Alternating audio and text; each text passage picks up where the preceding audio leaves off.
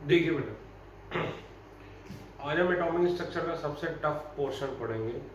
Atomic structure का क्या है, शायद ये समझने के लिए आपके लिए बहुत ज़्यादा टफ हो, क्योंकि इसमें सिंपली फिजिक्स लगती है, वो फिजिक्स 12th की है। तो ये इसलिए आपको समझने में दिक्कत करता है। जो टॉपिक आज कराना है, आज मैंने कराना है श्रोडिंगर इक्वेशन। ठीक है, आज मैंने कराना है आपको श्रोडिंगर इक्वेशन। नॉर्मली ये बच्चों को सबसे टफ टॉपिक लगता है। तो देखिए, मैं इस तरह से पढ़ाऊंगा आपको। कोशिश तो ये रहेगी कि समझ में आए, लेकिन अगर ये लेक्चर आपको समझ में नहीं भी आता है तब भी आपने चिंता की कोई बात नहीं है, क्योंकि इससे सवाल 4 ही 5 बनते हैं, और जो सवाल बनते हैं वो मैं आपको करना जरूर सिखा दूंगा। उसमें आपको कोई डाउट नहीं रहेगा। हो सकता है थ्योरी में थोड़ा डाउट रह जाए, और उसका कारण भी है क्योंकि आपको मैथमेटिक्स भी नहीं आती इसकी, और फिजिक्स भी नहीं आती। लेकिन जो इस पे सवाल बनेंगे वो हम जरूर कर लेंगे। आपको आईटी एडवांस तक के कठिन से कठिन सवाल मैं दिखाऊंगा, और इवन मेडिकल का भी बच्चा होगा ओरली सवाल करेगा। देखने में इतना बड़ा लगेगा, डरावना लगेगा, but you will be able to solve it almost orally. Orally तो एक दो लाइन लिख जरूर कर लेने होंगे। ठीक है, तो देखिए श्रोडिंगर इक्वेशन। देखिए, जितने भी हमने क्वांटम नंबर्स पढ़े n, पहले तो ये समझो ये आए किससे? श्रोडिंगर इक्वेशन से। जब मैं ऑर्बिटल्स के शेप पढ़े, ऑर्बिटल का कंसेप्ट, वो कहां से आया? श्रोडिंगर इक्वेशन से। तो कायदे से तो मुझे ये पहले पढ़ाना चाहिए था, फिर आपको ये क्वांटम नंबर और ये पढ़ाना चाहिए था। वो ज्यादा सही तरीका है। लेकिन इस तरीके से क्या होता है, पहले ये पढ़ाने और ये पढ़ाने के बाद कि ये भले ही आपको समझ में आए या ना आए, आपसे क्वेश्चन सारे हो जाते हैं। तो अब मेरा टारगेट आपको ज्यादा समझाना नहीं है। मेरा टारगेट ये है कि आप एग्जाम में ज्यादा से ज्यादा और जल्दी और सही क्वेश्चन कर सकें। ठीक है, तो देखिए श्रोडिंगर इक्वेशन हम करते हैं। देखिए, पहले क्या था? क्लासिकल फिजिक्स की। क्लासिकल मतलब ओल्ड, तो क्लासिकल फिजिक्स। क्लासिकल फिजिक्स में क्या चलता है? क्लासिकल फिजिक्स को न्यूटोनियन फिजिक्स भी बोलते हैं। इसमें चलता है न्यूटन्स लॉ।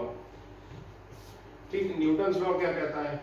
F बराबर ma, force is equal to mass into acceleration. और क्लासिकल फिजिक्स में क्या है? तुम्हें पार्टिकल की पोजीशन भी पता रहती है, तुम्हें पार्टिकल की एनर्जी भी पता रहती है। ठीक है, तुम्हें पार्टिकल की पोजीशन भी पता रहती है, तुम्हें पार्टिकल की एनर्जी भी पता रहती है, और तुम्हें पार्टिकल का मोमेंटम भी पता रहता है। सब कुछ एक साथ सब कुछ पता रहता है। और क्लासिकल में इसमें कोई वेव लाइक कैरेक्टर नहीं होता है कि नहीं। लेकिन न्यूटन का लॉ आया था सन 1600 में कुछ, उसके बाद आपको बताया था मैंने, शायद 1923 में क्या आया था? De Broglie. डी ब्रॉगली ने क्या दिया था? Lambda is equal to h upon m v. उसने क्या बोला था कि हम तुम इलेक्ट्रॉन, मतलब कोई भी जो मैटर है उसमें क्या होती है? वेव लाइक प्रॉपर्टी भी होती है। ठीक है, उसके बाद अनसर्टेनिटी प्रिंसिपल। तो अनसर्टेनिटी प्रिंसिपल के हिसाब से क्या होता था कि पोजीशन एंड एनर्जी, यानी पोजीशन और momentum of electron is not certain. ठीक है, कुछ ना कुछ एक अनसर्टेनिटी आएगी। और याद रखना, ये अनसर्टेनिटी क्यों आती थी?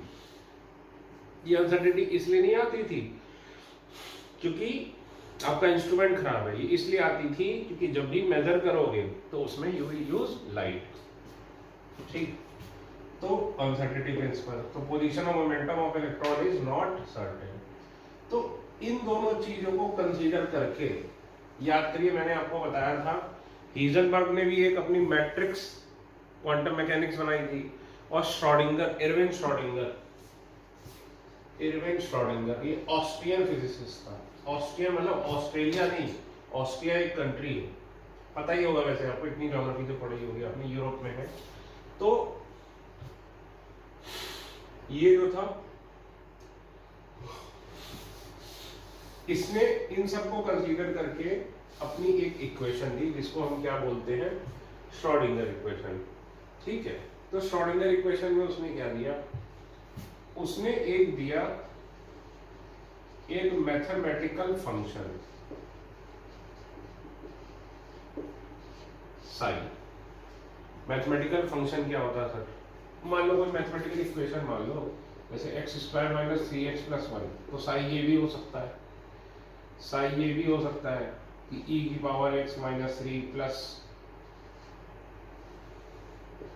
एक्स क्यूब इंटू कुछ भी मान लो एक्स क्यूब वाई एनीथिंग। तो ये क्या होता है? Mathematical function.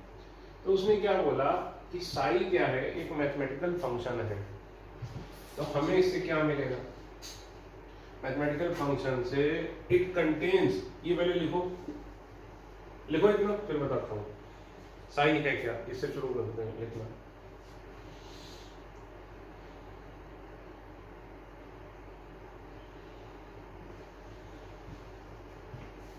देखिए ये हो गया।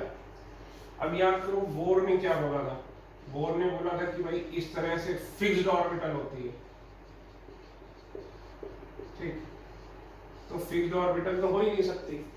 फिक्स्ड ऑर्बिटल क्यों नहीं हो सकती? क्योंकि फिक्स्ड हो ही नहीं सकती।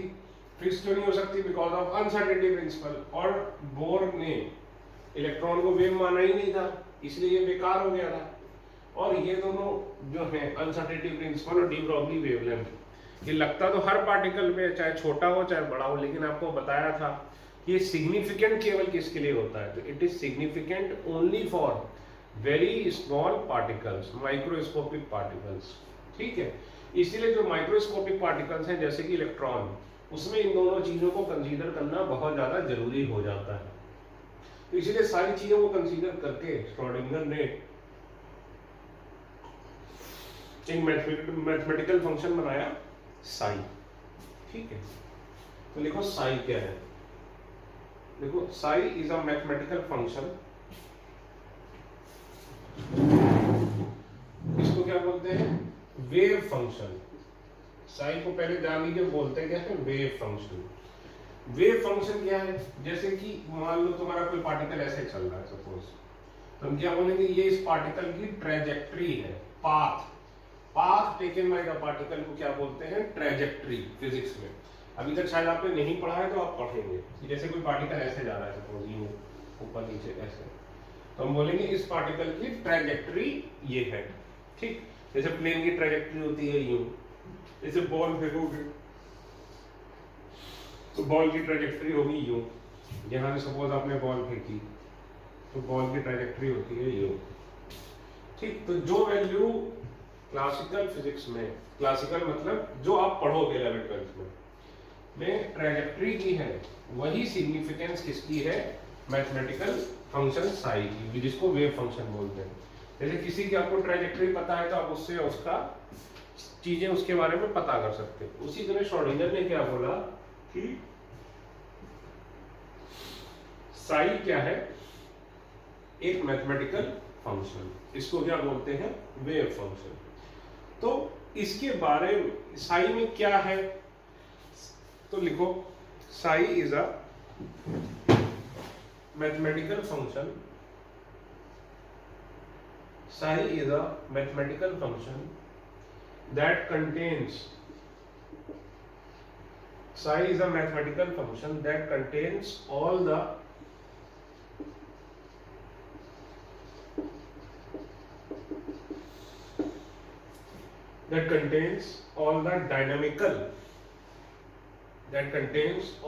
dynamical information about the system. All the dynamical information about the system described by it, ठीक। डायनेमिकल इंफॉर्मेशन का मतलब क्या हुआ? ब्रैकेट में लिख लो। जैसे पार्टिकल की पोजीशन, अब पोजीशन तो आपको पता है, एग्जैक्ट पोजीशन अनसर्टेनिटी प्रिंसिपल से निकाल नहीं सकते, तो पोजीशन में मुझे क्या वर्ड यूज करना चाहिए? Probable position. Probable position, energy, momentum, acceleration etcetera. तो ये डायनेमिकल क्या होती है? डायनेमिकल इंफॉर्मेशन, ठीक है। तो देखिए अब जैसे बोर की ऑर्बिट आपको बताई थी सपोज ऐसे, जैसे एक इलेक्ट्रॉन की बात करें तो पहली बात तो हर एक इलेक्ट्रॉन के लिए क्या होगा, अलग अलग, हर इलेक्ट्रॉन के लिए अलग अलग वेव फंक्शन होगा, ठीक है। और सपोज ये पाथ है इलेक्ट्रॉन का, सपोज ऐसा होता तो नहीं है लेकिन सपोज करो, तो इस पाथ को श्रोडिंगर इक्वेशन में मैथमेटिकली कैसे दिखाएंगे, साई 1, इसको कैसे दिखाएंगे साई 2, इसको कैसे दिखाएंगे साई 3। तो हम क्या बोलेंगे कि ये इलेक्ट्रॉन ये अलग अलग वेव फंक्शन हो सकते हैं, साई 1 भी हो सकता है, साई 2 भी हो सकता है, साई 3 भी हो सकता है, साई 4 भी हो सकता है, साई 5 भी हो सकता है। और साई 1 होगा तो एनर्जी होगी E1, मोमेंटम होगा P1, इसी तरह साई 2 होगा तो एनर्जी निकलेगी E2, मोमेंटम निकलेगा P2, काइनेटिक एनर्जी निकलेगी Ke2, ठीक है। और इसी तरह वेव फंक्शन होगा साई 3, तो हम क्या बोलेंगे, एनर्जी निकलेगी E3, momentum P3, kinetic energy Ke3 and so on and so fourth. तो ये सारे क्या है डायनामिकल वेरिएबल, आप और भी बहुत सारे सोच सकते हो। तो ये जो पाथ था, ये पाथ था ना, ये पाथ था इलेक्ट्रॉन का बोर में, तो उसको जो भी पाथ है यानी जो ट्रैजेक्टरी है वो किससे डिफाइन होगी, साई 1 साई से, उसको कौन डिफाइन करेगा, साई डिफाइन करेगा। और एक इलेक्ट्रॉन के लिए कई सारे साई हो सकते हैं, एक इलेक्ट्रॉन के लिए कई सारे क्या हो सकते हैं, साई, और हर एक साई के लिए एक फिक्स्ड एनर्जी होगी, हर एक साई के लिए एक फिक्स्ड एनर्जी होगी, एक फिक्स्ड मोमेंटम होगा, एक फिक्स्ड काइनेटिक एनर्जी होगी जो दूसरे साइयों से अलग होगी। मतलब कि साई 1 है तो energy P1, energy E1, momentum P1, kinetic energy Ke1, velocity V1। तो इसी तरह इसमें मान लो ये अलग अलग, तो ये डायनामिकल वेरिएबल है जो चेंज होते हैं। तो क्या एक इलेक्ट्रॉन की एक ही एटम के अंदर अलग अलग क्या होंगे, वेव फंक्शन, और हर एक वेव फंक्शन क्या बताएगा, उसका पाथ बताएगा। जो भी इंफॉर्मेशन उसकी निकालनी है वो निकाल लो, उसका पाथ निकाल लो। अब फिर जब भी मैं पाथ बोलूंगा तो पाथ से मेरा मतलब क्या होगा, प्रोबेबल पाथ। क्यों sir, because of uncertainty principle, मैं उसका पाथ तो निकाल ही नहीं सकता, तो प्रोबेबल पाथ निकाल लो, एनर्जी निकाल लो, तो हर एक के लिए अलग अलग होगा। तो लिखो कि एक इलेक्ट्रॉन के, लिखो पहली बात तो ये लिखो कि each electron will have a different sign, each electron in an atom will have a different sign, ठीक। आगे लिखो एन इलेक्ट्रॉन कैन हैव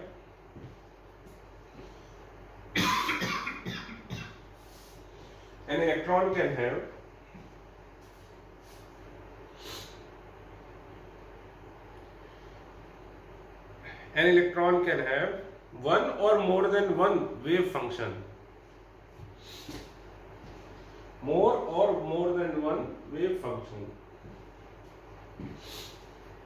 ठीक है। वेव फंक्शन की जगह एक वर्ड लिख लो, एक्सेप्टेबल वेव फंक्शंस।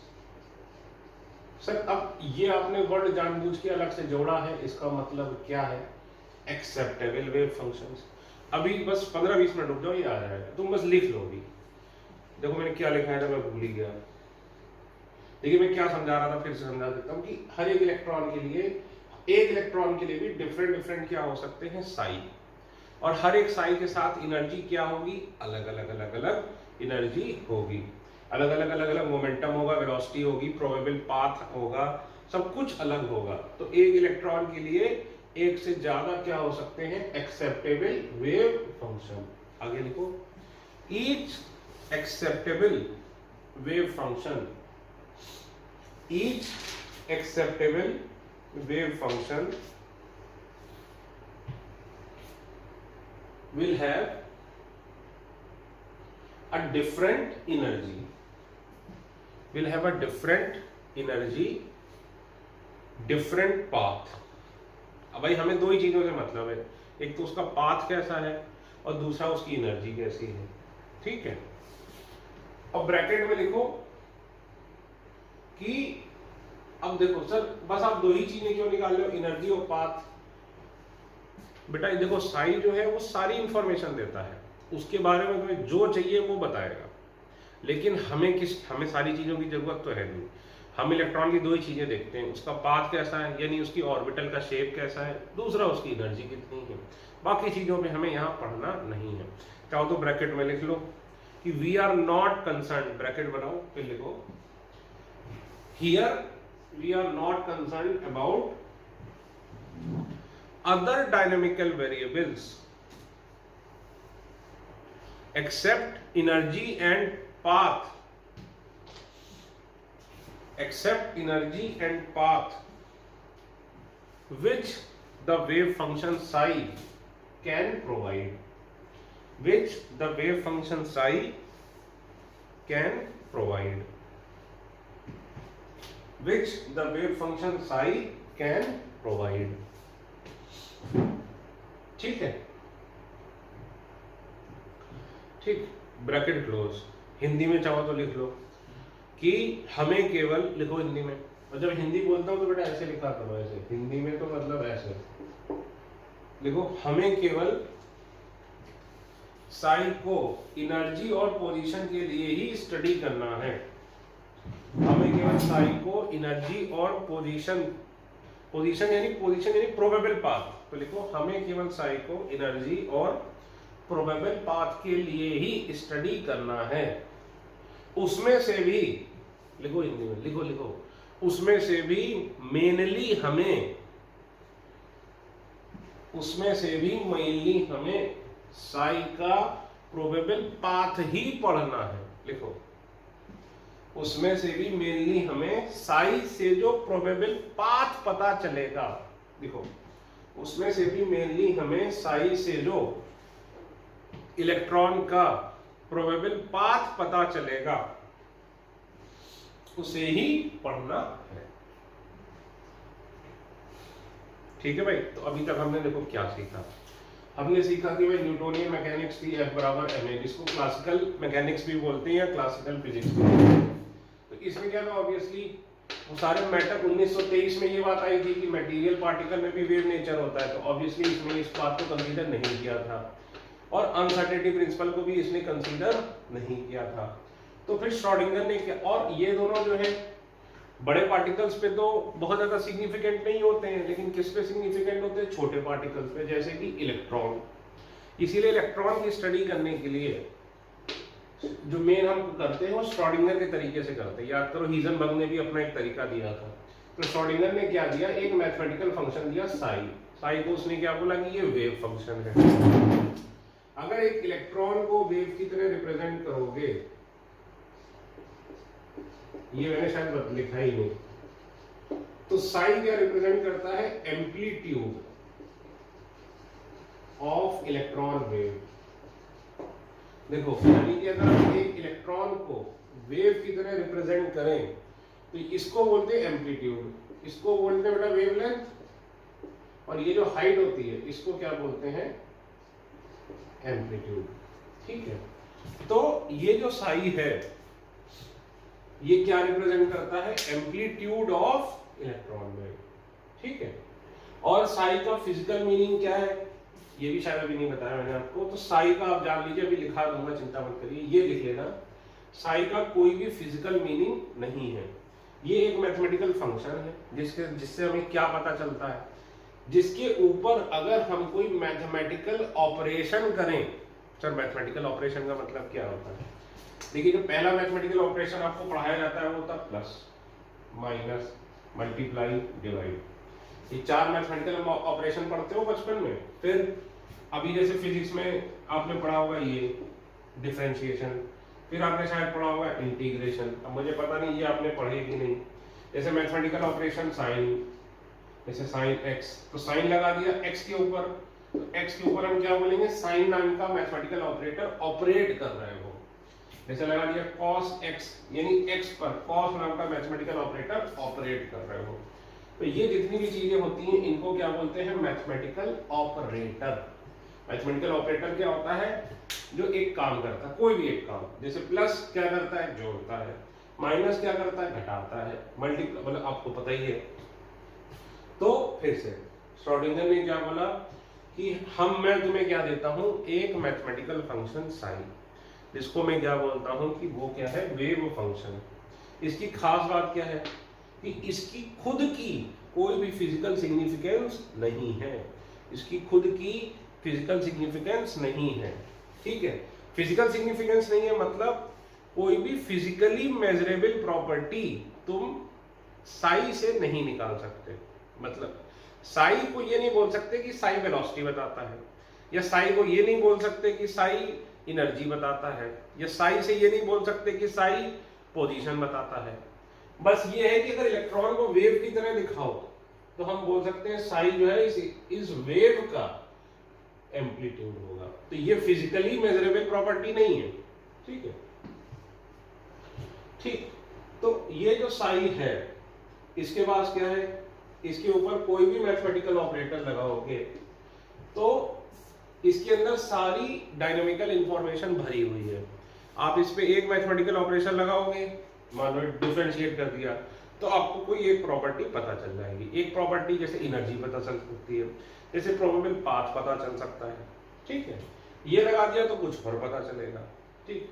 तो हमने अभी तक इतना सीखा। और क्या सीखा, एक इलेक्ट्रॉन के एक से ज्यादा साई हो सकते हैं। जैसे ये बोर मॉडल में मैंने ले लिया सपोज, तो जैसे ये फर्स्ट ऑर्बिट थी तो सपोज ये साई 1 निकल के आएगा, इसके लिए साई 2 निकल के आएगा, इसके लिए क्या निकल के आएगा, सपोज साई 3।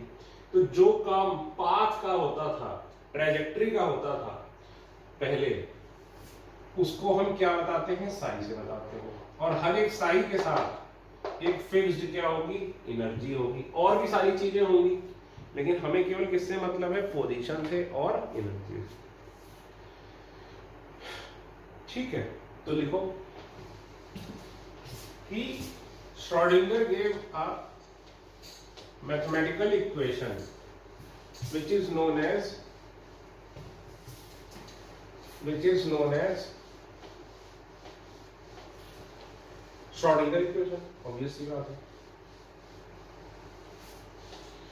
अब देखो इसके कई सारे फॉर्म हैं, 2-3 फॉर्म सिलेबस में भी नहीं है, लेकिन हो सकता है क्या भरोसा पूछ ही ले, तो मैं बता देता हूं आपको।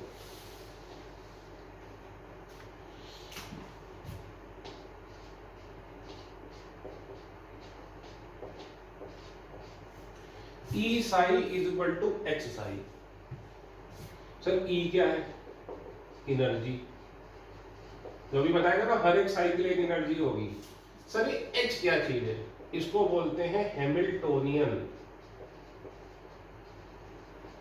ऑपरेटर। इसको क्या बोलते हैं भाई, हैमिल्टोनियन ऑपरेटर। सर नहीं समझ में आया, तुम ये याद करो पहले। तो ये श्रोडिंगर इक्वेशन को सबसे शॉर्ट में ऐसा दिखाते हैं। ये ऑपरेटर क्या है कि इसको ऑपरेट करोगे तो कुछ आपको मिलेगा। अब इसको आसान उसमें ऐसा लिखते हैं, -h²/2m, ठीक, d2 psi अपॉन dx2, एकदम आसान लिखा हो, ठीक है। d2 psi upon dx2 plus bx psi is equal to e psi, ठीक। तो अब बताओ अगर मैं इसको ऐसे लिखता, e psi is equal to this, और psi कॉमन ले लो, देखो ये क्या हो गया, h। इस इतनी बड़ी चीज को एक नया मैथमेटिकल ऑपरेटर, इसको क्या बोलते हैं, h, ठीक है। लेकिन ये हमें पढ़ना नहीं है इसको इस तरीके से, हमें इसको बच्चों वाले तरीके से पढ़ना है, इस तरीके से। अब देखो ये मैंने बिल्कुल सिंप्लीफाई करके आपको बताया है। इसमें सिंप्लीफिकेशन क्या है, पहली बात तो हमें क्या पढ़नी है, टाइम इंडिपेंडेंट श्रोडिंगर इक्वेशन। मतलब कि इसमें एनर्जी टाइम के साथ चेंज नहीं हो रही है।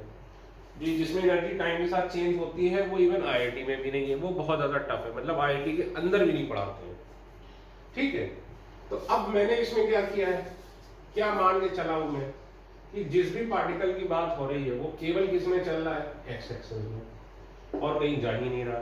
लेकिन एक बात बताओ, अच्छा सर ये एच कट लिखा है आपने, इसका क्या मतलब होता है, देखिए एच कट का मतलब होता है h/2π, इसको बोलते क्या है, एच कट, ठीक। अब इसमें देखो मैंने सारी चीजें x की ही मानी है, ये मान के चला हूं कि पार्टिकल केवल किस में जा रहा है, एक्स एक्सिस में, ठीक है। तो अगर मैं मान के चलूं कि पार्टिकल किस में जा रहा है, ऑल द एक्सिस में, तो मैं क्या लिखूंगा, minus h cut square upon 2m del d2 psi upon dx2 plus d2 psi upon dy2 plus d2 psi upon dz2 plus potential energy, अब ये तीनों में होगी एक्स वाई जेड में, तो मैं इतना कॉम्प्लिकेटेड नहीं कर रहा हूं, v साई, इसको इधर ले आओ तो माइनस ई साई, ये ऐसे ही लिख लो, चलो ठीक है। अब देखो ये d तो समझ में आ ही रहा होगा कि d क्या है, डिफरेंशिएशन, लेकिन ये जो साई है इसमें x भी होगा, y भी होगा, z भी होगा, मतलब साई जो है, अगर मैं बोलूं कि साई ये है,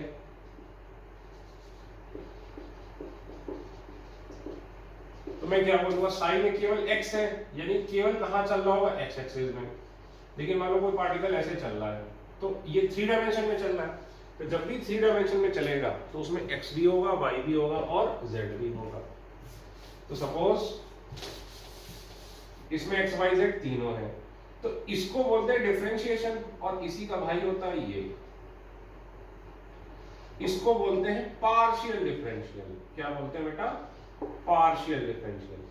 सर इसका मतलब क्या होता है, इसका मतलब ये होता है कि जब del two psi upon del x two, इसका मतलब क्या है कि जब साई को डिफरेंशिएट करोगे तो x के रिस्पेक्ट में करोगे और y और z को क्या रखोगे, यानी इसका मतलब हुआ कि साई को डिफरेंशिएट, अब अगर डिफरेंशिएट करना नहीं आता तो कोई बात नहीं, बाद में जान लोगे, साई को डिफरेंशिएट जब x के रिस्पेक्ट में करेंगे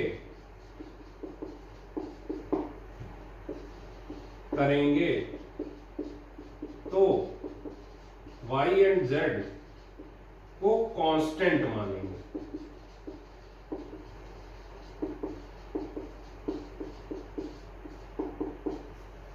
मतलब कि जब हम इसको डिफरेंशिएट करेंगे, अभी पता नहीं हमको डिफरेंशिएट करना आता है कि नहीं, लेकिन अगर हम इसको डिफरेंशिएट करेंगे तो x के रिस्पेक्ट में करेंगे और y और z को कांस्टेंट मानेंगे। जब इसको डिफरेंशिएट करेंगे तो केवल y के रिस्पेक्ट में करेंगे और x और z को कांस्टेंट मानेंगे। जब इसका करेंगे डिफरेंशिएशन तो z को वेरिएबल मानेंगे करेंगे और x और y को कांस्टेंट मानेंगे। और अगर ये लिखा होता तो इसका क्या मतलब होता है कि x के रिस्पेक्ट में भी डिफरेंशिएट करोगे तो y और z को कांस्टेंट नहीं मानोगे। सर ये बात हमें समझ में नहीं आई, तो ये बात नहीं समझ में आई तो इसका एक ही मतलब है, क्या आपको डिफरेंशिएशन नहीं आता, और नहीं भी आता तो कोई फर्क नहीं है, रट लो कि सर ऐसा लिखते हैं, ये डिफरेंशिएशन का भाई है, बस बात खत्म। तो अब इसको मैं इधर ले जाऊं। अच्छा अब एक बात बताओ, तो h कट स्क्वायर कितना हो जाएगा, h स्क्वायर अपॉन 4 पाई हो जाएगा कि नहीं। तो मैं इसको ऐसे भी लिख सकता था कि माइनस एच स्क्वायर अपॉन 4 पाई, और 4 पाई 4 इंटू 2 8 पाई m लिख सकता हूं। बताओ बेटा, इसको इधर ले आओ तो plus v phi minus e phi is equal to 0, psi common ले लो तो v minus e psi is equal to 0, ठीक, यहां माइनस लगा दो तो अंदर माइनस आ गया, e minus b psi is equal to 0। ऐसा लिख सकते हैं कि नहीं, बताओ भाई, ठीक। 8 पाई स्क्वायर होना चाहिए बेटा, ये देखो ये छोटी छोटी गलतियां मैं कर देता हूं, इसका स्क्वायर करोगे तो ये होगा ना, अब इससे कर दो तो क्या आ जाएगा, del two psi upon del x2 plus del two psi upon del y2 del two psi upon del z2, इधर ले गए तो minus minus plus plus 8 pi square m upon h square e minus b psi is equal to 0। This is your time independent Schrodinger equation. सीधी सी बात। ये क्या है? Time independent Schrodinger equation. अब इसको लिखने का एक और छोटा तरीका है, देखो साइन कॉमन ले लो तो क्या लिखोगे?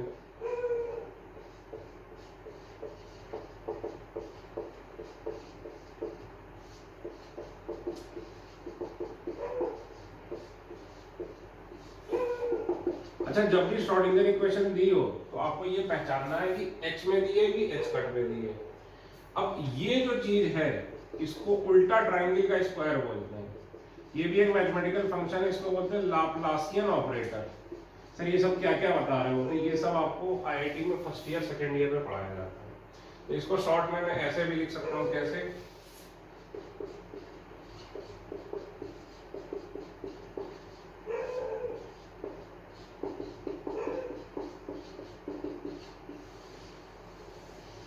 तो ये देखो, हमने श्रोडिंगर इक्वेशन के कितने फॉर्म देखे।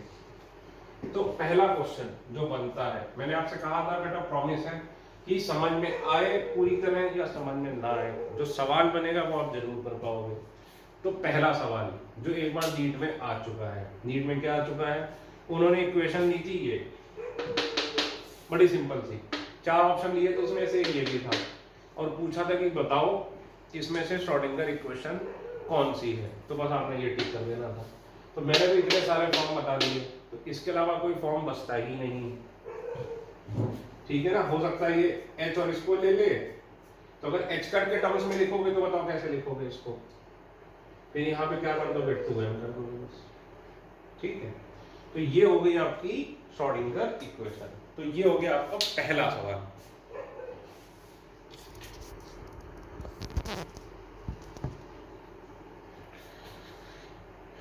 ठीक है बेटा, पहला सवाल ये कि बताओ श्रोडिंगर इक्वेशन कौन सी है। तो ये आपका बन गया, ठीक। अब देखो क्या क्या होता है, ठीक है? ये सारा आपने लिख ही दिया होगा।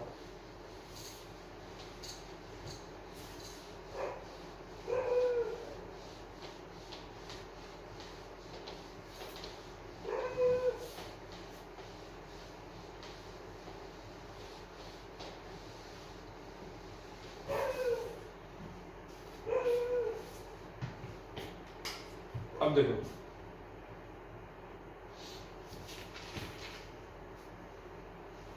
ठीक, श्रोडिंगर इक्वेशन हमने लिख दिया ना, मतलब मैं शॉर्ट में ही लिख दे रहा हूं।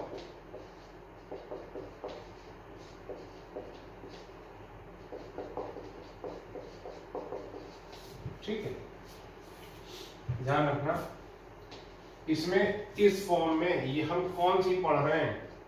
टाइम इंडिपेंडेंट श्रोडिंगर इक्वेशन है ये ध्यान रखना।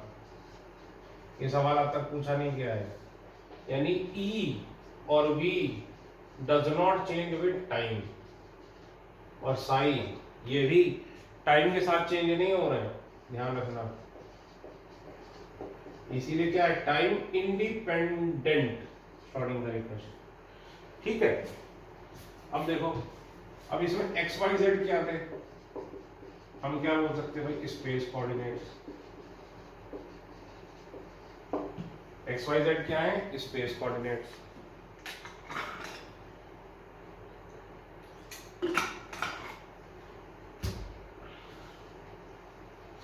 ठीक है, साई की क्या लिखो? No physical significance, no physical significance, i.e. it does not represent any physically measurable, it does not represent any physically measurable property। Physical measurable property sir क्या होती है? अरे यार खुद देखो, energy, kinetic energy, potential energy, momentum, velocity, position, position यानी x y Z, ठीक है? या फिर टेम्परेचर ले लो, मतलब टेम्परेचर भी तो मेजर कर ही सकते हो, और भी बहुत सारी चीजें हैं एक्सेट्रा। तो ये सारी जो है ये कोई भी फिजिकली मेजरेबल प्रॉपर्टी जिसको हम कॉमन लाइफ में समझ सकते हैं उसको ये रिप्रेजेंट नहीं करता। जब मैं ये बात बोल रहा हूँ कि does not represent any physically measurable property, तो फिजिकली मेजरेबल प्रॉपर्टी से मेरा मतलब क्या है कि जो हम कॉमन लाइफ में समझ सकें, ये उसमें से किसी भी चीज को रिप्रेजेंट नहीं करता है। देखो एट मोस्ट वी कैन से, ज्यादा से ज्यादा हम ये कह सकते हैं, at most we can say it represents amplitude of electron wave. यानी कि सपोज अगर हम इलेक्ट्रॉन को ऐसे दिखाएं, इलेक्ट्रॉन को एज अ प्योर वेव दिखाएं, जबकि आपको पता है इलेक्ट्रॉन प्योर वेव तो होता नहीं है, उसमें वेव लाइक प्रॉपर्टी होती है। तो साई क्या रिप्रेजेंट करेगा, amplitude of electron wave. Sir ये क्या फिजिकली मेजरेबल प्रॉपर्टी में नहीं मानोगे? नहीं। सर क्यों नहीं मानोगे? बेटा अगर ये प्योर वेव होता तब तो ये फिजिकली मेजरेबल प्रॉपर्टीज होता, लेकिन मैटर में डुअल बिहेवियर है, तो इसमें इसको वेव की तरह हम रिप्रेजेंट कर रहे हैं, ठीक है, जिससे हमारी समझ में आए। तो इसमें वेव प्रॉपर्टी भी है और पार्टिकल नेचर भी है, इसीलिए साई को हम, ये एम्पलीट्यूड तो है लेकिन फिर भी इसको हम फिजिकली मेजरेबल प्रॉपर्टी नहीं मानते, ठीक है। अब देखो, तो साई की फिजिकल सिग्निफिकेंस नहीं होती है, लेकिन साई स्क्वायर की क्या होती है, फिजिकल सिग्निफिकेंस होती है।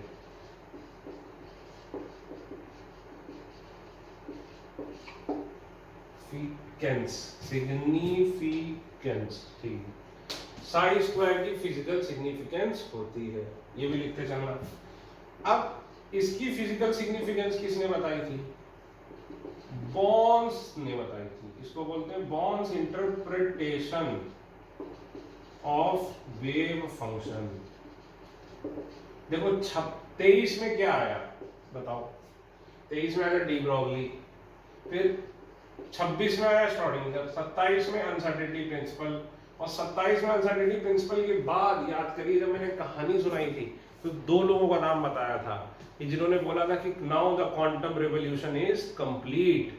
और याद है श्रोडिंगर कौन था? हाइजेनबर्ग का दुश्मन नहीं, कॉम्पिटिटर। एक ही प्रोफेसर की जगह थी, दोनों लोग लड़ रहे थे कौन जाएगा। तो वो उसमें से एक आदमी बॉर्न था जिन्होंने ये अनाउंस किया था वर्ल्ड को कि now the quantum revolution is complete 1927 में। और सही बात, उसके बाद कुछ नया आया ही नहीं है फिजिक्स में। तो बॉर्न ने इसका इंटरप्रिटेशन दिया, समझे ना। श्रोडिंगर ने तो क्या बोला था कि बस ये साई है, ये क्या है मुझको नहीं पता, ठीक, लेकिन बॉर्न ने बताया कि इसका इंटरप्रिटेशन क्या है। तो बॉर्न ने बोला कि प्रोबेबिलिटी कि Sai square mod of psi square. अब ये मॉड क्या होता है, अब मुझे पता नहीं कि आपको ये आता है कि नहीं आता है तो वेक्टर नाम का चैप्टर जब फिजिक्स में आएगा और कॉम्प्लेक्स नंबर नाम का चैप्टर जब मैथ्स में आएगा तब ये आपको समझ में आएगा। ये रिप्रेजेंट्स, सर फिर हम सवाल कैसे करेंगे? सवाल में करा दूंगा, उसकी चिंता ना करो। रिप्रेजेंट्स प्रोबेबिलिटी डेंसिटी, ठीक है। इसका मतलब क्या होगा मैं बताता हूं। यानी देखो, probability of finding electron in an atom, probability of finding electron in an atom is directly proportional to, क्या बोलेंगे, mod of size. Probability of direct finding electron in an atom is directly proportional to psi square, ठीक है। Probability of finding electron in an atom is directly proportional to psi square, ठीक। किसी atom में electron की पाए जाने की probability किसके प्रोपोर्शनल है? साई स्क्वायर, ठीक है, ठीक, is directly proportional to mod of psi square. अब प्रोबेबिलिटी डेंसिटी का मतलब क्या है? सर डेंसिटी को हमने पढ़ रखा है मास अपॉन वॉल्यूम, नहीं, ये आपको नॉर्मली पढ़ाया जाता है, लेकिन डेंसिटी क्या होती है? देखिए, डेंसिटी में मैं वॉल्यूम से भी डिवाइड कर सकता हूँ, अगर मैं किसी वॉल्यूम की बात कर रहा हूँ, मैं लेंथ से भी डिवाइड कर सकता हूँ, मैं एरिया से भी डिवाइड कर सकता हूँ, मैं सरफेस एरिया से भी डिवाइड कर सकता हूँ। सर नहीं समझा, देखो इधर, जैसे मान लो मैं सिर्फ एक एक्सिस की बात करूं, ये मान लो एक्स एक्सिस है, तो ये रीजन क्या हो गया, dx, ठीक। तो अगर यहां पर इलेक्ट्रॉन की इस रीजन में भी नहीं, इस लेंथ में इलेक्ट्रॉन के पाए जाने की प्रोबेबिलिटी कितनी होगी, बताओ कितनी होगी? तो मैं क्या बोलूंगा, प्रोबेबिलिटी डेंसिटी, ठीक, प्रोबेबिलिटी डेंसिटी, ठीक है। यानी प्रोबेबिलिटी क्या होगी बताओ,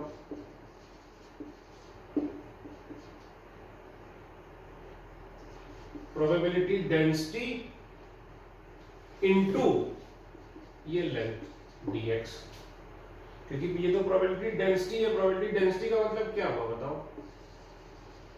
कि प्रोबेबिलिटी अपॉन लेंथ, बताओ लेंथ के केस में इसका मतलब क्या हुआ, प्रोबेबिलिटी अपॉन लेंथ। तो प्रोबेबिलिटी चाहिए तो लेंथ से मल्टीप्लाई कर दो, तो ये आ गई। इसी तरह सपोज करो ये x, ये y, ये z, कुछ भी मान लो, सपोज इस एरिया में मुझे चाहिए, तो मैं क्या बोलूंगा, प्रोबेबिलिटी डेंसिटी क्या हो भाई, प्रोबेबिलिटी क्या होगी बताओ, इधर देखो, प्रोबेबिलिटी क्या होगी, प्रोबेबिलिटी डेंसिटी इनटू एरिया। देखिए प्रोबेबिलिटी डेंसिटी क्या होगी, probability upon area into area, area cut गया तो प्रोबेबिलिटी आ गई। तो इसीलिए मैं इसको क्या बोलूंगा, प्रोबेबिलिटी डेंसिटी इनटू एरिया, मान लो डी है। इसी तरह मान लो मुझे इस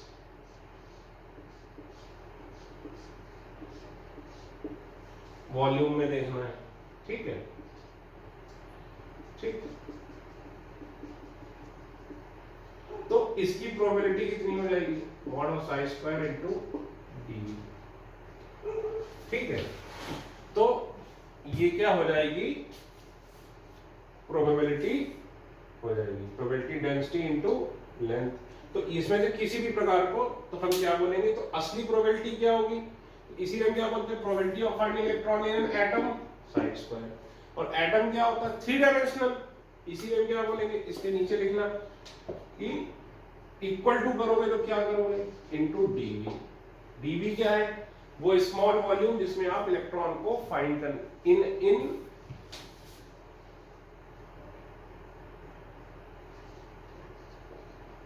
इसका मतलब क्या, देखिए जैसे कि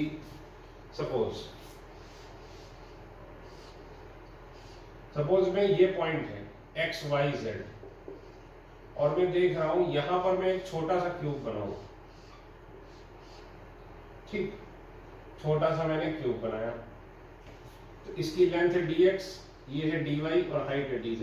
तो क्यूब का वॉल्यूम, चलो क्यूब का वॉल्यूम हो गया dv, d मतलब छोटा। आपको पता नहीं डिफरेंशिएशन पता है कि नहीं, अगर d लगा रहा हूं मैथमेटिकली तो dv का मतलब क्या हुआ, बहुत छोटा, dx का मतलब क्या हुआ, बहुत छोटी लेंथ, dA का मतलब क्या हुआ, बहुत छोटा एरिया, dv का मतलब क्या हुआ, बहुत छोटा volume.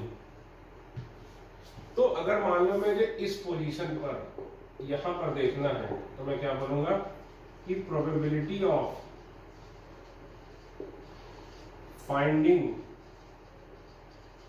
Electron in this volume, ये जो वॉल्यूम है ये वाला, तो मैं क्या बोलूंगा, mod of psi square probability density into volume. ये क्या है, dV मतलब वॉल्यूम ऑफ क्यूब, ठीक। और अगर मैं बोलूं, ये लिख लो, लिखो उसके बाद probability of finding electron in unit volume. Unit volume का मतलब क्या होता है, कई जगह यूनिट वॉल्यूम लिखा रहता है कि वॉल्यूम कितना है, 1। इसीलिए बच्चों को कंफ्यूजन होता है, कई बुक्स में ये वर्ड लिखा रहता है और सीधे सीधे ये लिख देते हैं, क्योंकि mod of psi square into 1 क्या होगा, मॉड ऑफ साई स्क्वायर, तो वो सीधे सीधे ये लिखते हैं और ये लिख देते हैं। तो कई बच्चे गलत फहमी में आ जाते हैं कि ये प्रोबेबिलिटी है। ध्यान रखना, ये प्रोबेबिलिटी नहीं है, ये क्या है, प्रोबेबिलिटी डेंसिटी, ठीक है ना, ये क्या है, प्रोबेबिलिटी डेंसिटी। और साई स्क्वायर क्या हो, प्रोपोर्शनल होता है, इक्वल टू नहीं होता, प्रोपोर्शनल होता है किसके, प्रोबेबिलिटी ऑफ फाइंडिंग इलेक्ट्रॉन। ठीक है, किसी भी स्पेस में। इस स्पेस की बात करो तो क्या किया हमने, यूनिट वॉल्यूम की बात कर रहा हूं तो ये 1 लिख दिया, तो 1 से मल्टीप्लाई कर दिया। ठीक है, तो ये क्या था, probability of finding electron in this unit, this length. ये क्या था, probability of finding electron in this area. और ये क्या, probability of finding electron in this volume. Normally तो इलेक्ट्रॉन 3 डायमेंशनली मूव करेगा, इसीलिए नॉर्मली यही वाला लेते हैं। ये दोनों क्या थे, आपको सिर्फ समझाने के लिए थे। अब हेडिंग डालो, conditions on the wave function.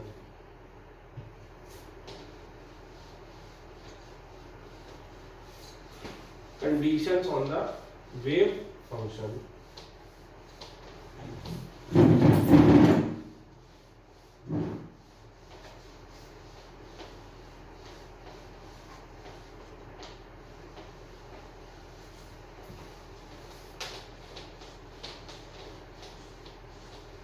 देखिए, एक बात मैं बताना भूल गया आपको, एक चीज तो मैंने कंसीडर ही नहीं की। सर क्या आपने कंसीडर नहीं किया? देखो, मैंने 2 ही चीजें ली। देखो, क्वांटम रिवॉल्यूशन शुरू ही कहां से हुआ था भाई, प्लैंक्स क्वांटम थ्योरी। और उसने क्या बोला था, क्वांटाइजेशन। प्लैंक ने क्या बोला था बताओ भाई, क्वांटाइजेशन की बात की थी। फिर दूसरी बात आई कि lambda is equal to h/mv। फिर तीसरी बात आई अनसर्टेनिटी। मैं अभी तक यही दोनों चीजों की बात कर रहा था, ये मैं बात करना भूल गया था। ठीक है, अब देखो, याद करो बोर ने भी क्या बोला था कि जो बोर की ऑर्बिटल्स थी ये भी क्या थी, क्वांटाइज्ड थी। इसका मतलब साई भी कोई भी वैल्यू तो ले नहीं सकता भाई। याद करो, ये ज्यादा ही ऑर्बिट होती थी और ये सारी क्या होती थी बताओ भाई, ये सारी ऑर्बिट्स क्या होती थी, होती ही नहीं थी। तो यानी अगर इसको साई 1 मान लो, ये साई 2, साई 3, साई 4, साई, तो इनफाइनाइट हो जाएंगे? नहीं, साई भी क्या हो सकता है, कुछ ही वैल्यू ले सकता है। और वो कुछ ही वैल्यू ले सकता है, इसीलिए वर्ड देखो मैंने क्या बताया था, acceptable wave function. Acceptable wave function क्यों वर्ड बोला, क्योंकि psi can take only few values, only some values. ठीक है, तो लिखो हेडिंग डालो, conditions on the wave function psi. Conditions on the wave function psi लिखो। ठीक, देखो अकॉर्डिंग, और ये कंडीशन किसने दी, खुद श्रोडिंगर ने, कि भाई मेरी जो इक्वेशन सॉल्व कर रहे हो, ठीक है, जो मेरी इक्वेशन सॉल्व कर रहे हो साई, इसकी कुछ कंडीशंस भी हैं। मतलब कि सपोज मेरी हाइट का एक मैथमेटिकल फंक्शन बनाओ, सपोज ये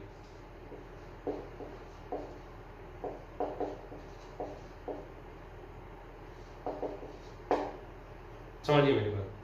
सपोज ये मेरी हाइट का मैथमेटिकल फंक्शन है, ये क्यूब है, क्यूबिक इक्वेशन है। इसको सॉल्व करोगे कितने रूट्स आएंगे, 3। रूट्स क्या होते हैं ये तो पता ही होगा, रूट्स मतलब वो वैल्यू h की जो इसको सेटिस्फाई करे सपोज। और ये पता है आपको कि मैं ह्यूमन हूं, ठीक, ये आपको पता है कि मैं ह्यूमन हूं। ये बताया गया है कि this is equation of height, this is mathematical function of height of any human. तो इसको सॉल्व करके क्या आएगा, ह्यूमन की हाइट आएगी। तो जब इसको सॉल्व किया, इसकी 3 वैल्यू आई। एक वैल्यू आई 1.5 मीटर, ठीक, या फुट में कर लेते हैं। एक वैल्यू आई 5 फुट 6 इंच, ठीक। एक वैल्यू आई 7 फुट 2 इंच, और एक वैल्यू आई 20 फीट। तो खुद बताओ, ये तो कॉमन हाइट हो गई। और तुम ये भी इसको एक बार एक्सेप्ट कर सकते हो कि सर ये खली वाली हाइट हो गई, ये खली की हाइट है, और बहुत सारे बास्केटबॉल प्लेयर्स की भी ये हाइट हो सकती है। लेकिन अगर कोई बोले ह्यूमन की हाइट 20 फुट, तो मानोगे? तो मैं क्या बोलूंगा कि ये 2 वेव फंक्शन साई 1 और साई 2 तो क्या है, एक्सेप्टेबल वेव फंक्शन है। यानी इसको मैं एक बार एक्सेप्ट कर सकता हूँ, हाँ कि चलो भाई ठीक है, but this value is not acceptable. समझे ना बात को? ये दोनों तो एक्सेप्टेबल हैं। तो देखो हाइट आई, तो इस हाइट वाले की एनर्जी क्या होगी ये गेस कर सकते हो, इस हाइट वाले की एनर्जी क्या होगी ये भी तुम कहीं ना कहीं गेस कर सकते हो। इसी को सॉल्व, मतलब अगर ये साई होता तो साई को सॉल्व करके आ जाती।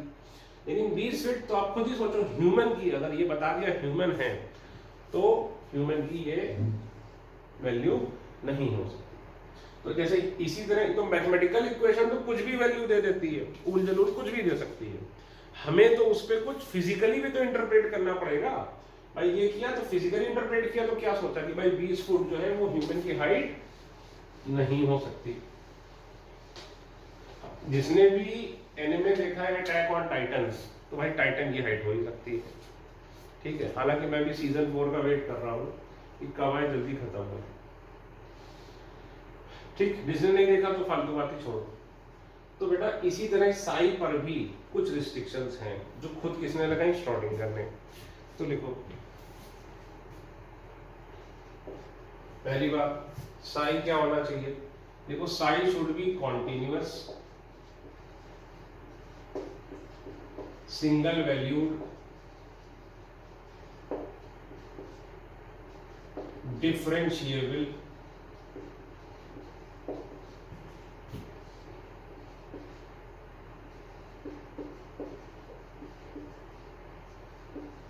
चल इसका मतलब क्या भी बता रहा हूं जाओ,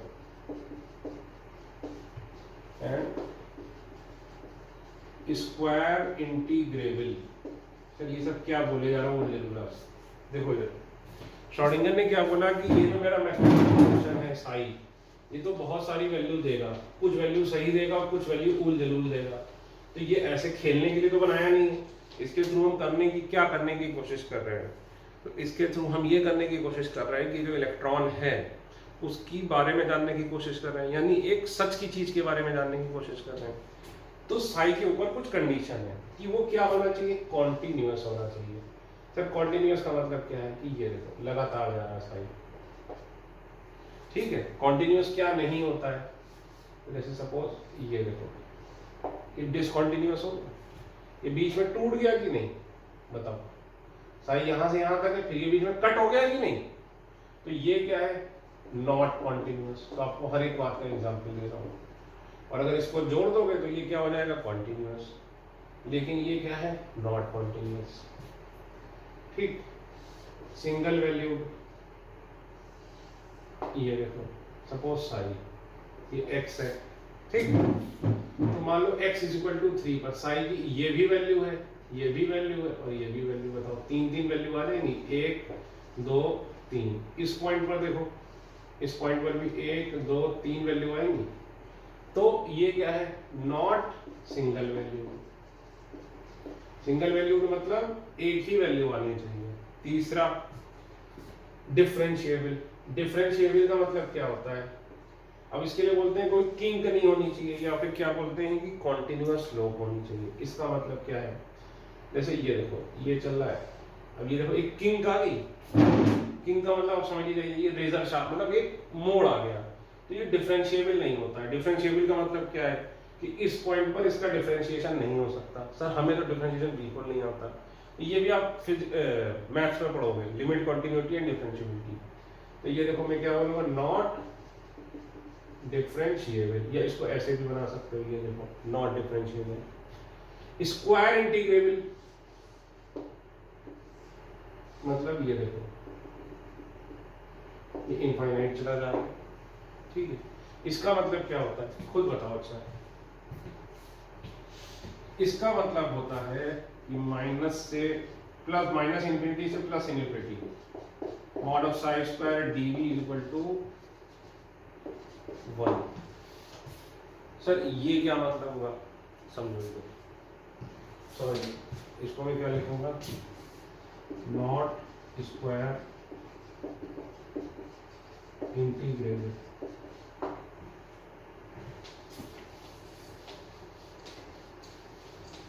देखिए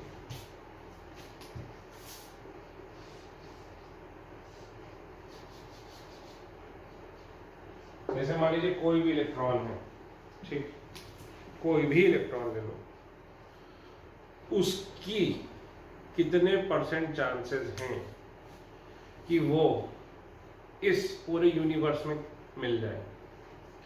मतलब कि जैसे आप अपने, जैसे लॉकडाउन है, कर्फ्यू लगा है, लॉकडाउन है, कोई भी घर से बाहर नहीं निकल सकता, तो कितने परसेंट चांसेस है कि आप अपने घर में मिलोगे? बताओ बेटा। 100% चांसेस है। अगर आपके घर के बाहर ही यहाँ पर पुलिस वाला बैठा है डंडा लेके, ठीक है, तो आप बताइए आपके घर, और लॉकडाउन लगा है, तो आपके घर में रहने के, आपके पूरे घर में रहने के चांसेस कितने हैं? 100%। या इसको प्रोबेबिलिटी के टर्म्स में क्या बोलेंगे कि आपके घर में रहने की प्रोबेबिलिटी कितनी है? 1। किसी भी चीज की प्रोबेबिलिटी 100% जो हम बोलते हैं, तो प्रोबेबिलिटी कितनी हो सकती है? मैक्सिमम 1 हो सकती है।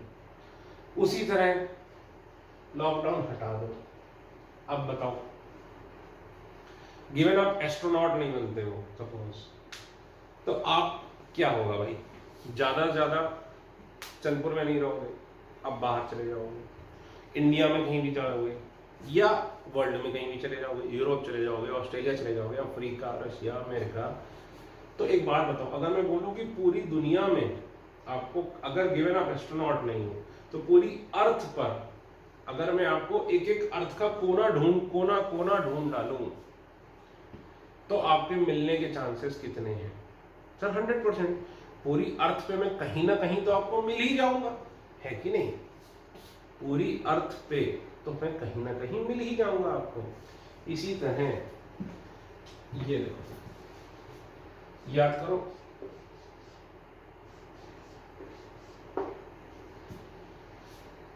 इस वॉल्यूम के अंदर इलेक्ट्रॉन के पाए जाने के चांसेस कितने थे? ये थे। अब सोचो ये वॉल्यूम में बड़ा कर दूं, यानी x है, ये dx था, इसकी लंबाई में कर दूं इंफिनिटी, इसकी चौड़ाई में कर दूं इंफिनिटी, और इसकी हाइट भी में कर दूं इंफिनिटी, सब कुछ इंफिनिटी, इधर इधर इधर चारों तरफ इंफिनिटी। तो अब बताओ ये इलेक्ट्रॉन कहां होगा? मतलब मैं क्या करने की कोशिश कर रहा हूं? पूरी इंफिनिटी में, माइनस इंफिनिटी से प्लस इंफिनिटी तक। इंफिनिटी आपको पता है ये क्या होता है, इंफिनिटी भी नहीं पता तो मैं फिर आपकी हेल्प नहीं कर सकता। तो माइनस इंफिनिटी से प्लस इंफिनिटी तक अगर मैं इलेक्ट्रॉन को ढूंढूं कहीं भी, मतलब हर तरफ इनफाइनाइट डिस्टेंस में कहीं भी ढूंढूं, तो कहीं ना कहीं तो इलेक्ट्रॉन मिलेगा। जैसे पूरी अर्थ पे आप कहीं ना कहीं तो मिलोगे, तो पूरी स्पेस में माइनस इंफिनिटी से प्लस इंफिनिटी तक कहीं ना कहीं तो इलेक्ट्रॉन मिलेगा। तो वही बात मैथमेटिकली लिखी है कि पूरे तुम अगर क्या बोलते हैं, पूरी स्पेस में ही पूरी दुनिया, पूरी यूनिवर्स, कहीं सारी चीजें मिला लो, अपनी गैलेक्सी, बगल वाली गैलेक्सी, पूरा यूनिवर्स में अगर एक इलेक्ट्रॉन ढूंढोगे तो उसके मिलने के चांसेस कितने? 100%। उस यूनिवर्स से बाहर थोड़ी ना जाएगा इलेक्ट्रॉन, यूनिवर्स के बाहर मैं मान के चल रहा हूँ कुछ है ही नहीं। तो इसी चीज को तो क्या बोला गया है कि इसकी प्रोबेबिलिटी कितनी है? 1। इसी चीज को क्या बोलते हैं कि this wave function is normalized. ठीक।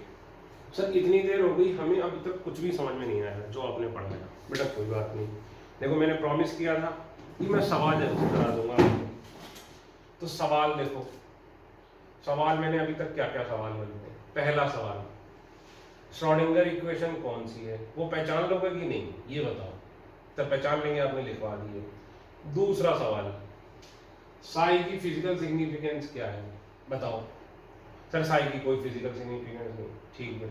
तीसरा सवाल, मॉड ऑफ साई स्क्वायर की फिजिकल सिग्निफिकेंस क्या है? सर ये बताती है प्रोबेबिलिटी डेंसिटी, और इलेक्ट्रॉन की कहीं भी पाए जाने की प्रोबेबिलिटी किसके प्रोपोर्शनल होती है? साई स्क्वायर के। ठीक है, ये हो गए 3 सवाल। चौथा सवाल, साई के ऊपर कंडीशन क्या क्या होती हैं?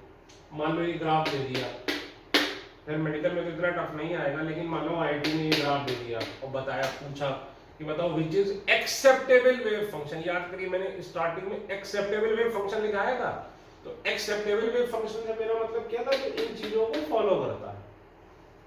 ठीक है, तो अगर पूछ लिया उसने कि बताओ इनमें से which of the following is acceptable wave function. Acceptable wave function मतलब जो जिसमें ये सारे फीचर्स हैं, तो बता दोगे कि नहीं? बस ये 4 सवाल थे, चारों आपको बता दिए मैंने। लिखो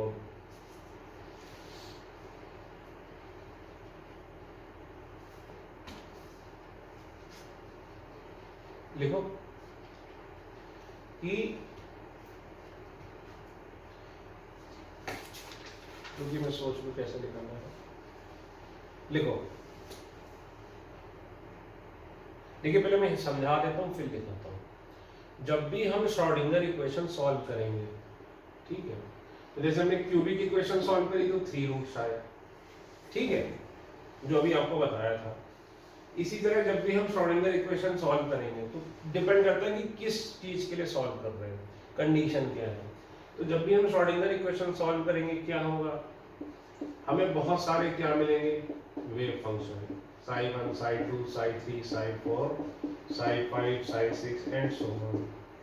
उसमें से कई वेव फंक्शन इन पैरामीटर्स में खरे उतरेंगे और कई वेव फंक्शन में कोई एक फीचर नहीं होगा। तो जिस भी वेव फंक्शन में कोई भी एक इन चारों में से फीचर नहीं होगा उसको हम क्या बोलेंगे कि वो एक्सेप्टेबल वेव फंक्शन नहीं है। इसमें एक भी ये जिस भी वेव फंक्शन में इन चारों में से एक भी प्रॉपर्टी नहीं होगी। एक्सेप्टेबल वेव फंक्शन कौन सा होगा, जिसमें चारों प्रॉपर्टी होगी। जिस वेव फंक्शन में इन चारों में से एक भी प्रॉपर्टी नहीं होगी उसको हम क्या बोलेंगे, मतलब जिस वेव फंक्शन में चारों प्रॉपर्टी होंगी उसी को एक्सेप्ट करेंगे, और जिसमें चारों में एक भी नहीं होगी उसको हम क्या कर देंगे बेटा, रिजेक्ट कर देंगे। ठीक, इनको हम बोलेंगे एक्सेप्टेबल वेव फंक्शन या फिर आइगन फंक्शन। अभी लिखा हुआ, लिखने की चिंता मत करो। इनको मैं क्या बोलूंगा, एक्सेप्टेबल वेव फंक्शन, या फिर इसके लिए स्टैंडर्ड टर्म क्या है, eigen, EIGEN, eigen wave function. ठीक, और इसको जब हर एक वेव फंक्शन पे आपको बताया था एक आपको डिफरेंट एनर्जी मिलेगी, तो यानी वो एनर्जी क्या होगी, उसको क्या बोलोगे, आइगन वैल्यू। उसको क्या बोलोगे, आइगन वैल्यू ऑफ एनर्जी। यानी कि फिर से देखो, मैं ये कंडीशन क्यों आई, ये कंडीशन इसलिए आई क्योंकि इलेक्ट्रॉन क्या होना चाहिए, क्वांटाइज्ड। तो क्वांटाइजेशन के लिए ये चारों कंडीशन आई। ठीक, अब जब मैथमेटिकल इक्वेशन श्रोडिंगर की जो थी, del square psi plus 8 pi square m upon h square e minus v psi is equal to 0, जब इसको सॉल्व करोगे तो बहुत सारे वेव फंक्शन आएंगे। उसमें से कुछ वेव फंक्शन इन चारों प्रॉप में से किसी भी एक प्रॉपर्टी को अगर सेटिस्फाई नहीं करेंगे तो हम उसको कट कर देंगे, हम बोलेंगे ये वाला सही नहीं है। और जो चारों को सेटिस्फाई करेगा हम उसको क्या बोलेंगे कि ये क्या है, हमारे एक्सेप्टेबल वेव फंक्शन। यानी these are the allowed trajectories of electron.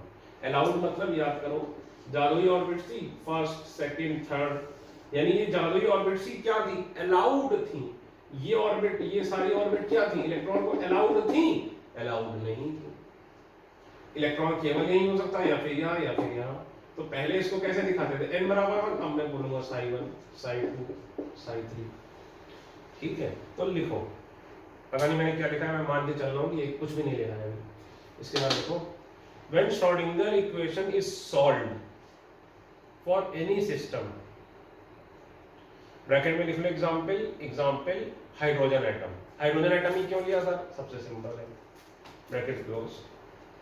लिखो, the solution will give many values of wave function psi, many values of wave function psi, and each value of psi will have, and each value of psi will have corresponding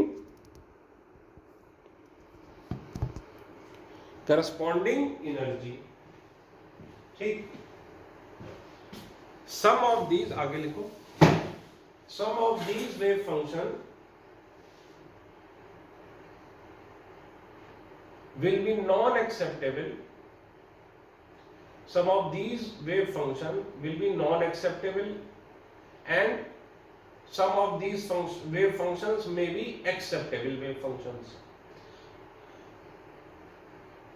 यानी कुछ wave function acceptable हो सकते हैं और कुछ क्या होंगे, non acceptable. आगे लिखो, the wave function will be unacceptable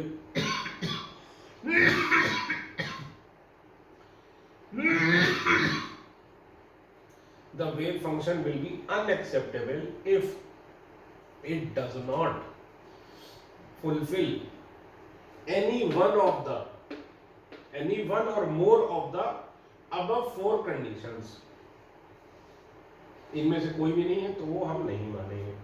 Any one or more of the above four conditions. ठीक, लाइन चेंज करके लिखो. The allowed values of wave function psi, the allowed values of wave function psi are known as eigenvalues. Are known as eigenvalues.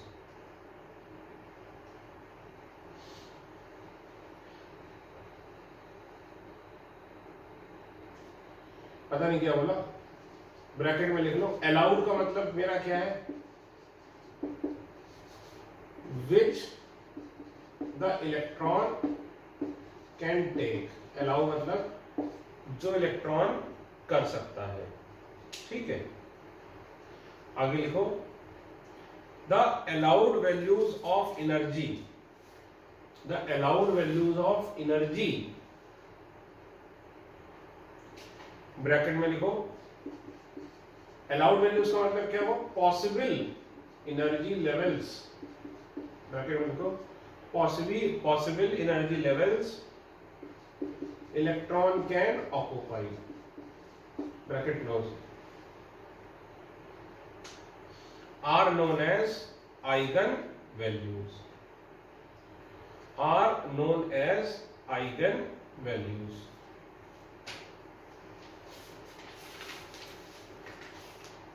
ठीक,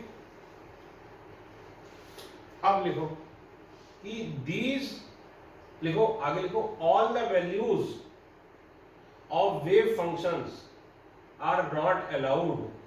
All the values of wave function and energy are not acceptable because, भाई ये करता ही क्या था, ये क्या बताता था कि क्वांटाइज्ड होना चाहिए. अगर क्वांटाइज्ड होगा तो ये सारी कंडीशन फॉलो करेगा.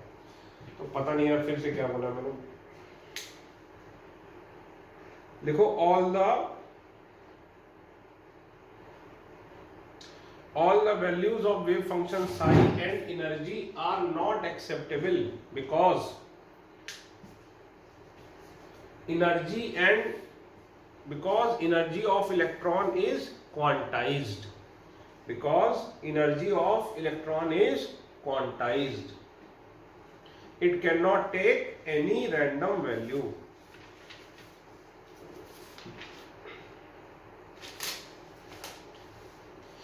ठीक है, फिर लाइन चेंज करके लिखो.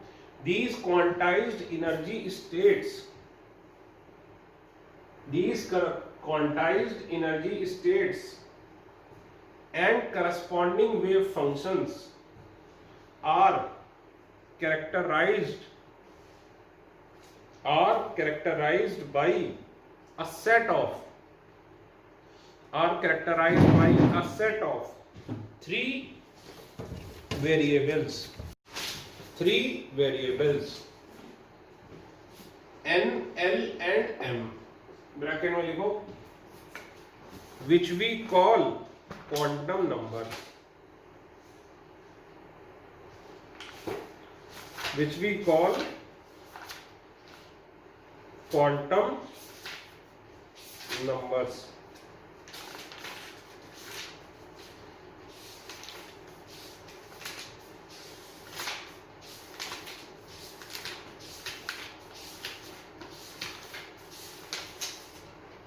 ठीक, which we called quantum number, bracket close.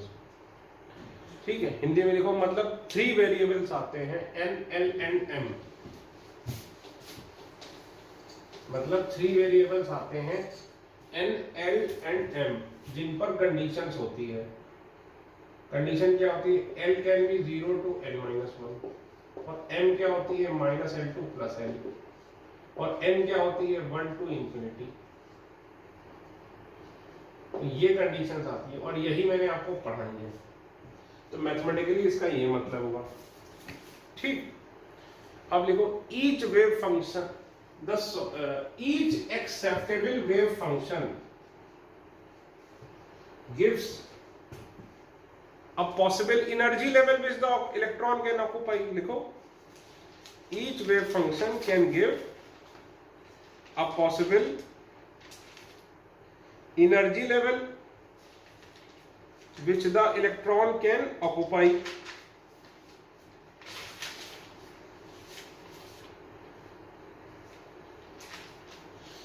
ठीक है, तो आगे देखो कि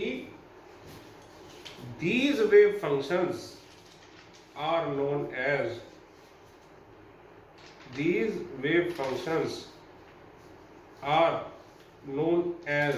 orbitals. These wave functions are known as orbitals.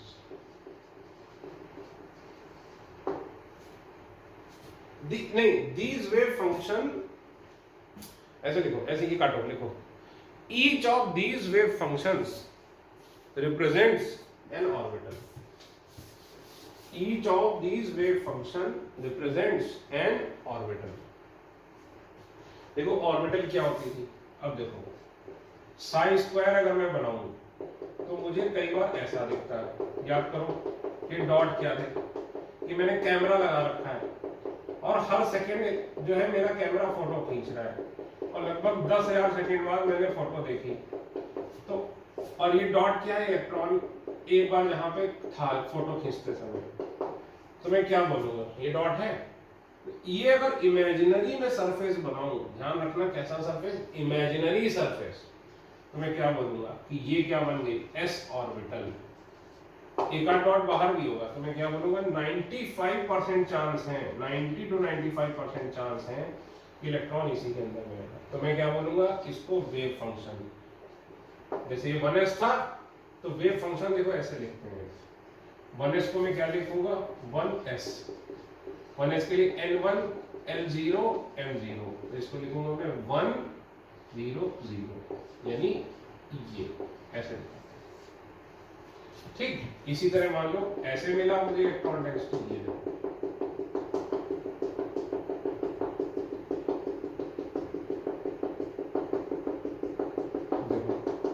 तो मैं क्या बोलूंगा ये इमेजिनरी सरफेस बनाऊं तो क्या मिल जाएगी हमें एक अलाउड वैल्यू ऑफ, जैसे ये सपोज करो psi1 हो गया, ये क्या हो गया psi2, और इसी तरह हर एक ऑर्बिटल क्या रिप्रेजेंट करती है एक अलाउड वैल्यू ऑफ psi। यानी आप याद करिए मैंने सवाल कराते समय कराया था, ये तीन चीजें अगर आपको पता है N L और M तो एक ऑर्बिटल रिप्रेजेंट करती है, और आपको बताया था S जो है स्पिन क्वांटम नंबर वो श्रोडिंगर इक्वेशन से नहीं आता, तो देखो कहीं भी उसने S नहीं बताया, उसने केवल तीन चीजें बताई N L और M, S बहुत बाद में आया, तो N L और M क्या बताता है एक ऑर्बिटल, और ऑर्बिटल क्या है ये जो एक्सेप्टेबल वेव फंक्शन है हमारा साई इसका square.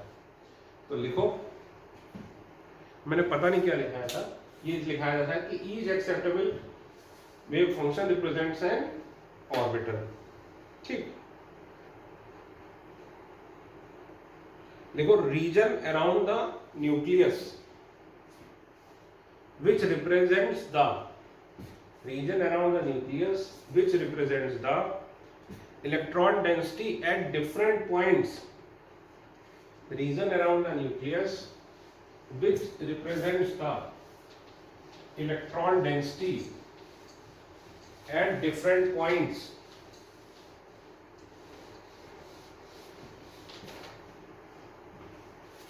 is called an orbital, is called an orbital।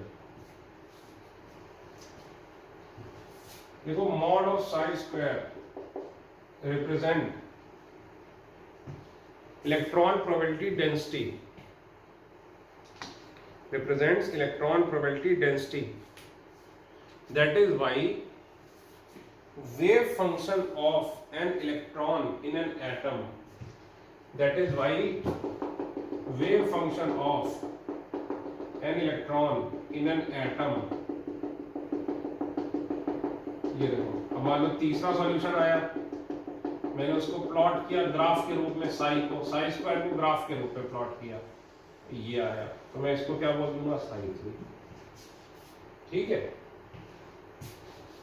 तो देखो जब N1 आया तो एक ही साई आया। देखो अलग अलग कंडीशन हुई। जब N2 आया तो 2 साई आए, एक ये वाला एक ये वाला। जब N3 आया तो 3 साई आए, जब N4 आया तो 4 साई आए। इस तरह से आते चले गए। तो बेसिकली ऑर्बिटल क्या होती है? एक मैथमेटिकल रिप्रेजेंटेशन किसका? Mod of sine square. ठीक है, ये ऑर्बिटल कुछ ऐसे घर ऐसे, ये ध्यान रखना, ये सरफेस क्या होता है? इमेजिनरी। ऐसा नहीं कमरे नहीं बने होते उसमें, जैसे हमारा तो कमरा बना है, दीवारें हैं, ऐसा नहीं कि ये दीवार जैसा बना है, नहीं, ये इमेजिनरी है।